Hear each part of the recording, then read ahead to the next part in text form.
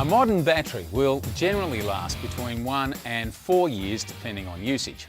But when you need to replace a battery, it needs to happen now. That doesn't mean you can just do it without thinking. For starters, be aware that disconnecting the battery can clear all the codes used to maintain the memory of the vehicle's onboard computer. You can lose all your security codes and radio presets and things, so check your manual and be ready to re-input them. The things you'll need for the job are a pair of protective gloves, a spanner, a post cleaner tool, the battery of course, and you might want something to protect your paintwork from battery acid or other spills. Before you do anything, make sure everything's turned off, engine, lights and any other accessories. Then, wearing your gloves to protect against battery acid, remove the negative terminal first to disconnect the vehicle's electrical system. It's the one with the minus sign. Move the cables out of the way and, if necessary, tie them up so they can't fall back and touch the terminals.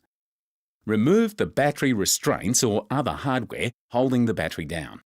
Depending on the type of vehicle, you may need to unbolt, unscrew or unclip the restraint and move it away from the battery.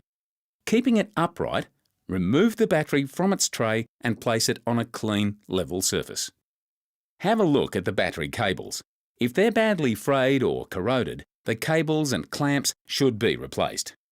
Clean the insides of the terminals with a battery terminal and post cleaner. Wipe the terminals and clamps with a clean, disposable, lint-free rag.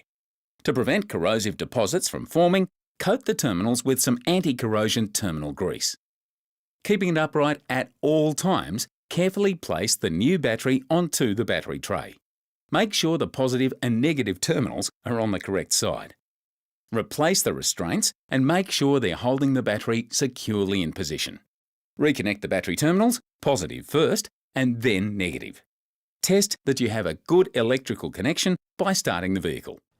and you're back on the road with no dramas. Remember, I'm here to help.